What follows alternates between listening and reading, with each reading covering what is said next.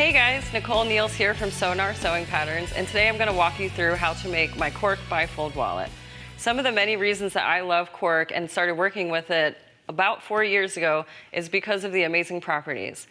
It is a renewable resource because it literally grows on trees. It is the bark, and it's also a sustainable resource, and it's an alternative to leather, which I personally love being a vegetarian. So let's get started. The first step that I'm going to do is show you how I use my cutting machine to cut using the SVG file that I have preloaded. Since that is already ready to go, I'm going to go ahead and press start and let the machine do its job. I also put a sticky mat on the actual mat to help adhere the cork to the other mat because cork itself is a fabric, so we want to treat it like a fabric when we're working with a cutting machine. So while that's cutting, I'll show you here. I have all of my pieces already cut out and ready to go. I have my 2 outer body pieces, cash slot, 6 card slots, and my card slot panels. The first step that we're going to do is line up our 2 main body panels, aligning all of the edges. We're going to clip these together. So next what we're going to do is top stitch detail all of our pieces. So I'm going to move over to the sewing machine and go over that with you. When I'm sewing cork on my machine, I like to use a really sharp needle, and my personal preference is a 12 to 14 size. So to get started, you're going to lower your needle. Be sure to back stitch at the beginning and end. I'm also using a non-stick foot. It makes it a little bit easier to sew the cork. However, a standard foot will work, but non-stick definitely makes the job a little easier. The thread that you see me using and the thread that I always use is regular quilting weight. And there you go. So we're going to top stitch all 6 of our card slots, the bottom of our cash slot, and then the main body panel pieces together. So the machine has finished cutting out the SVG file, so I'll show you how it peels off.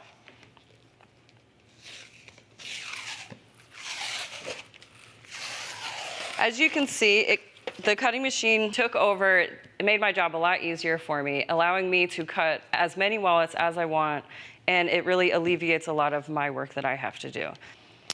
So as you can see, they peel off the mat nice and easily. Gonna move that out of the way. So now for our next step, we're going to assemble our card slot panels. You're gonna gather all 6 of your card slots, but for now, we're just gonna work with 3 card slots and 1 card slot panel back. The first step that we're going to do is we're going to measure up from the bottom of 1 card slot panel 6/8 of an inch, and we're going to lay our card slot on it. Let me show you here. So you're going to measure up 6/8 of an inch, lay your card slot on that line, grab your clip, and you're going to go ahead and stitch. As you can see on the one that I have pre-made here, you're going to, with a scant 1/8 seam, stitch along the bottom of only that first card slot. So the next step is we're going to lay our second card slot down to create our second card pocket. That one, you're going to measure up 3/8 of an inch from the bottom of the same card slot pocket and rest the bottom of your card slot onto that 3/8 line. Same process as before, stitch along the bottom, but using a scant 1/8 stitch. This is how it should look after. So the final step in making the first card slot panel is we're going to get our last card slot. And at this point, if you have a label or a custom tag that you would like to attach, this is a great time to do that if it's a sew-on label. So once you get your label put on, if you decide to use it, you're going to lay that down on top of your other 2 card slots. You will clip it, and then, this is the tricky part, so pay attention. You're going to start at the top bevel, backstitch really well, so all the way down, only on the left side, and finish down here at this bottom bevel, again, backstitching well. To create the second card slot panel, you're going to do the same exact process. However, when you get to the 3rd card slot, you're only going to stitch down the right panel, the right edge of the whole panel. Once we have that done, they're going to look like this. So you want to be careful to only stitch down the left and the right sides. You want to leave all the rest of the card slots open because we will stitch them down later on. Okay. So once you have your card slot panels ready to go, you're going to gather your cash panel, your left side card pocket, and your right side card slot panel. I said that wrong before, card slot panels. We're going to clip them down. And the important part on this step is you want to ensure that the tops of the card slot panel and the top of the cash slot panel line up. You're going to have some overhang here at the bottom, and we want that because later on in the wallet, it will allow give and ease whenever we do fold the wallet. So after we get our card slot panels onto our cash slot panel, I'm going to move over to the machine and I'm going to show you how I top stitch.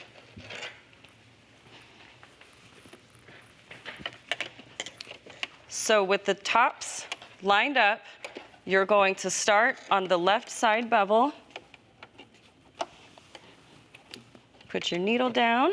Be sure that you back stitch really well.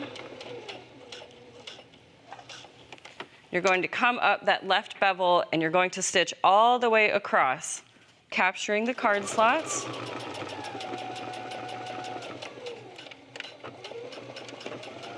Continue sewing off of the first card slot panel and then right onto the second.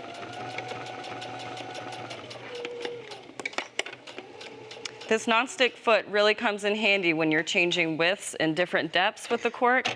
Highly suggest. Oops, sorry. All right, so now that we have,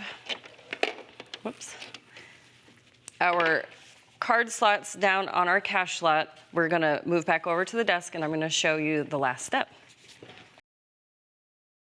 So we wanna grab our scissors, and at this point we're gonna trim up all of our edges. We want to make sure at the very end when the wallet is completed that all of our edges are flush and nice and even.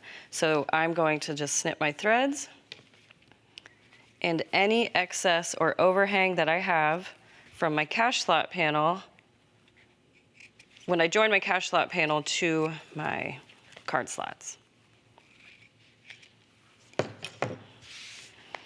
Now that this is all ready to go, I'm going to grab my main body panel. And remember, back in step one, this was the piece that we top stitched both of the pieces together. So now on the inside we have cork as well as on the outside. So you want to pick which side you want to be the outside of your cork. A lot of times you can do multiple corks, so it might have a pop of color on the inside. So anyways, pick which color you want on the inside. And we're going to lay our card slot panel on top of what will be the inside of the wallet. We're going to pay special attention to line up the bottom of the card slot panel to the bottom of the main body panel here. Don't really worry about if you have a lot of excess on the left or the right, because we will go back and trim that. So once you get the bottoms lined up, you want to clip it into place. And a trick to ease it in that I like to do is start to fold the wallet, lining up the bottoms again. And you'll notice that the wallet now has a gap right here. And as I referenced before, we do want that gap because that's going to be what allows the wallet to close nicely. So at this point, what you would do is you'd go back to your machine and you would start sewing here on the right-hand side of the wallet. Be sure to backstitch extra well here. This is going to be a high stress point when the wallet's in use. You're going to stitch with a 1/8 seam allowance down, across your bevel, go all the way across at the bottom.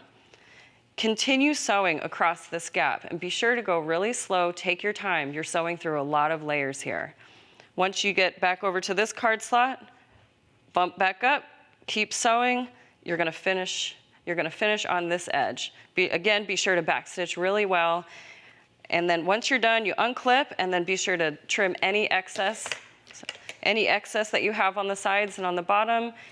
Finally, the last step that I like to do when I'm completing my bifold wallets is I quickly burn all of the raw edges with a lighter, and then I use a clear fabric glue to complete the edges, and it helps the cork to not ravel at all.